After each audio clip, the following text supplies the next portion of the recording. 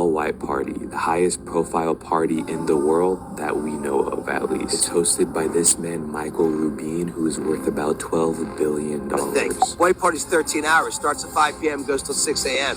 I actually think, if I had to say what I remember, it was kind of like crawling up the stairs with Kevin Hart last year at like 5 o'clock in the morning. Now, there's a lot of conspiracies of what actually goes down during these parties, especially after I show you these clips. I mean, look what he made Meek Mill do. Keep going, count out loud. Count out loud.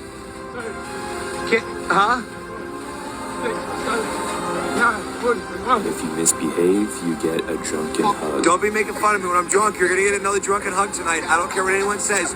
You're getting a drunken hug. You too. You too. Drunken hugs are coming tonight. Up me, dog. You heard me, Mike?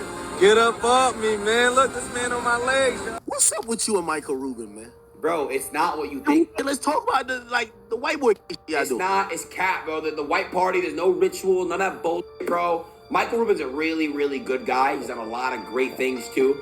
And I promise you, he does not go down that way at all, bro. Don't do this shit where you text me off of this shit and keep it real, but don't keep it real in front of the public. Talk about it's not. Like, hold on. Fact. You can't talk about this party? But like, if you ask me to break down every little detail. Yeah, not like that, bro, but like... I'll tell you what it is, bro. It's a bunch of high-profile people that go there to have a good time and not have to worry about telling stories about them, and they don't have to worry about nobody leaking shit. I'm not doing that. And what you describing is the white people Diddy party. We all know that he the white Diddy. Stop. Yo, I'm gonna introduce you to. You need to talk to him. We're gonna all meet in a room. We're gonna all chill. What type of room you talking about? Michael Rubin's party was fucked up. It was fucked up crazy. We signed an NDA, so we can't tell you anything about it. No, but I'll tell you so much. Gronk. Spiked. Kanye's head off the ground. What? Mm-hmm. But I signed an NDA, so allegedly. Allegedly. It was bonkers. Did I have any math for the 10X? No. I picked a big audacious number. I said, let's f***ing go for it. Okay? Because that's the way I'm built. And you know what? This guy who doesn't sleep, he actually sleeps less than me, who I talk to between 3 and 6 o'clock in the morning most nights, okay? We both work 7 days a week thinking about this business, okay?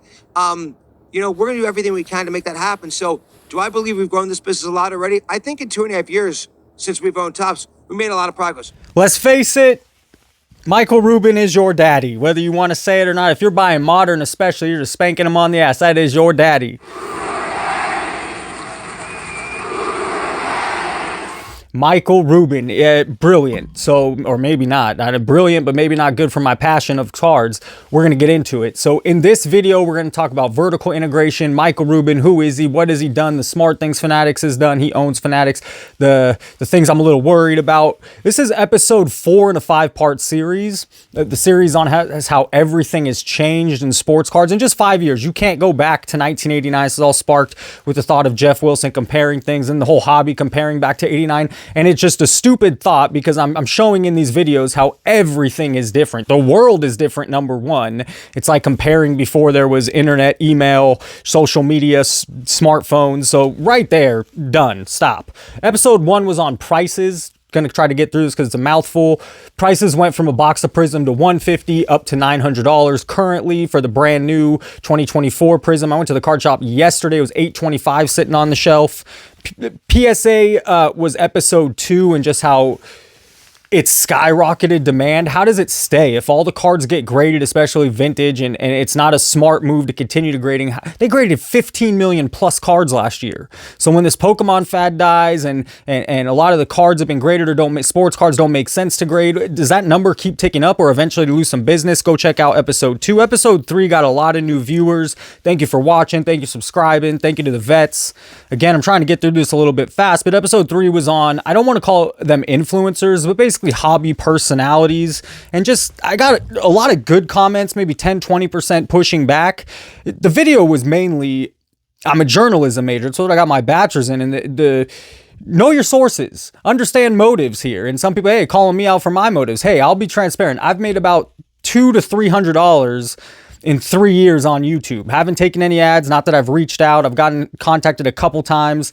And maybe I will one day, but not right now. I think some people, I don't want to get into it. Go watch episode 3. A lot of you did. Thank you for watching. Episode 4, again, all on the new corporate structure of sports cards. Vertical integration, what is it? I got my AA in Stockton, California, Delta College, my associate's degree in business. And I was taught then that like 70% of the stores in the mall, the physical mall that you go to 25 years ago, they're all owned by the same company. Okay, now a little bit different. Let's talk McDonald's. McDonald's just doesn't sell you food. McDonald's owns the real estate of every damn store. So they make their money. Their investment is in that sweet, sweet real estate. They also make the toys, and they own the toys and the cups and the land. It's a whole brand and it's a whole business you don't even know about. Apple, I mean, this is a little more obvious. They make the chips, they make the phones, they make the computers, they have an Apple store, they have an Apple website. I'm sure I'm missing 15 things Apple. They do it all. It's all integrated in one.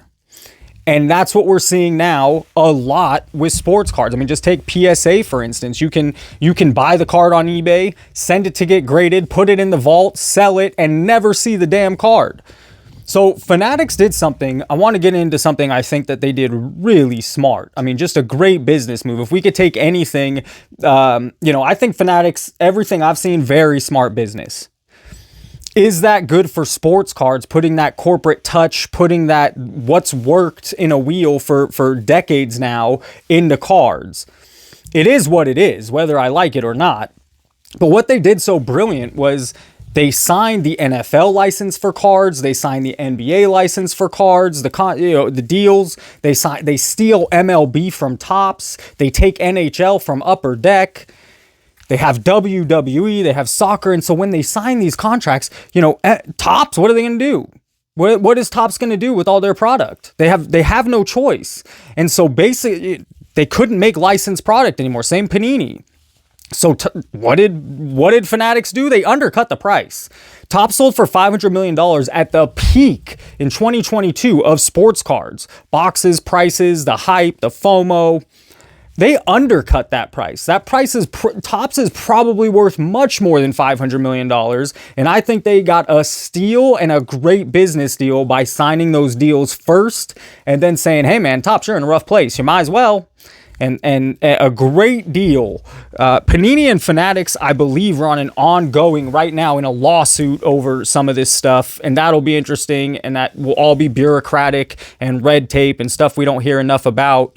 Maybe I'll make some videos on that if it's in court right now or what's going on or an update. But anyways, Topps wins everything. Fanatics wins everything, and it's all under one roof now. Your football cards, your basketball cards, your hockey cards. I don't know if you're a Madden player. I'm a Madden player. EA Sports bought out the license back in 2005. They had steep competition or stiff competition from 2K, ESPN 2K5. Sold for $20 instead of the $50 price. They were selling it for $20. They were stealing a lot of business. And so EA Sports, hey, for the next 20 years, we're going to be the only ones making a football game. And it happened to hurt Madden a lot because there's no competition. There's zero competition. And so why innovate? Now, I think Fanatics is all about pushing forward, making breaking and those live selling, pushing that forward. It's huge. It's how to make the business bigger in their eyes, if I was them. Back to the integration. Fanatics prints the cards. Fanatics then sends them to their breakers on Fanatics Live, which they own that, or they own Fanatics Auction, or they own PWCC. They are all the way live. They are all in this. They have deals with working on deals with grading companies. So now you have that thrown in. Everything is under one roof, one house, or several houses, and that's new. That is not something that was going on in the 90s, 2000s. You had Score, you had Skybox, you had Upper Deck, you had Fleer, you had all these, and I haven't mentioned Topps. Tons of different companies printing sports cards. Now it's one. Now you have one company, for the good or bad. So, by 10xing the hobby, I really think that what I've seen with my eyes is it means more corporate. They try to throw a Fanatics Fest. That kind of bombed. I don't think they're doing it anymore. Tom Brady has now joined in on videos and collecting. Now, episode 5 is going to be on breakers, and I'm sure that's going to be controversial. I'm going to do my best to stay right in the middle lane, be as fair as possible. But something that I want to talk about now, just briefly, is distribution and marketing. Is Topps. For Topps, every time there's video created or a live stream or a break or an ad for a break, that is free marketing for Topps sports cards, and they are loving it. And it's a new distribution system. It's not just go to your local card shop or buy a box online. This is new distribution. We're giving it to breakers. They're breaking it apart. They're sending it out, and it's definitely the only way I see Fanatics can think they can continue to grow the business. That if I was in their shoes, that's how I would think. That's the way, the obvious way to continue to grow the business. A great way to see the vertical integration in its finest is Dick's Sporting Goods selling sports cards, buying the Paul Skeens. That was a relationship Fanatics had prior to ever sports cards. They sell jerseys, they sell Fanatics product, and so it was just a prime or easy flow or transition into moving into sports cards. So again, we have Fanatics, we have PSA, who's owned by Collectors, and they're probably the biggest two where you see the integration. Collectors, who owns PSA, owns the grading, owns the vault, auction places, marketplaces, media. They control a lot of different areas of the sports card hobby at the moment, and they've slowly pieced that together over the past 5-6 years. Same things with Fanatics. Fanatics joined in 2021. They signed the deals. In 2022, they buy Topps. Just a little summary. They open Fanatics Live, Fanatics Collect, Fanatics Auction. I want to make clear, vertical integration is not illegal. It's a business move, and it's efficient. And it's a great business move. Again, I just don't know how I feel about it on the sports card side from my end.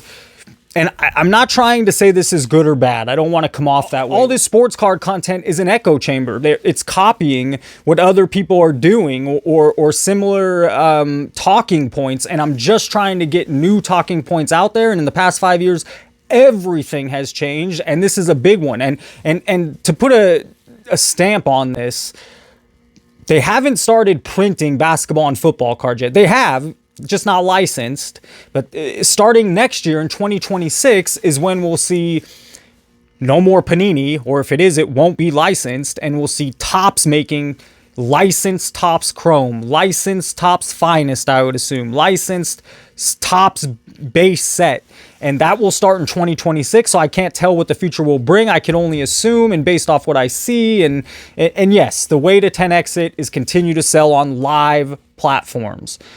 Another big difference that's changed in the past 5 years is live selling was not a thing. It was buy on eBay or live selling. A lot of sellers, a lot of resellers out of the sports card hobby have moved to live selling because it's so popular and the way to sell. Stay tuned on the controversial final episode on breakers.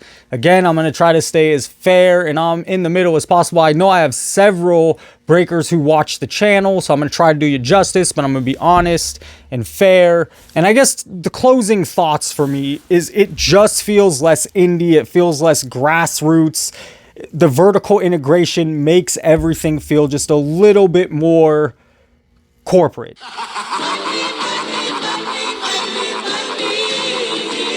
For the good, for the bad, it is their plan to 10x. Comment below, what do you think on Fanatics owning everything? Do you know anything about Michael Rubin? Thank you for watching. Hit the like button if you enjoyed the content. It helps spread the message, the channel. Subscribe if you have not. As always, have a great day. What up, everybody? This is Robert Ory, aka Big Shot Bob, and you're watching Professional Sports Cards. Hey, by the way, go buy my rookie card.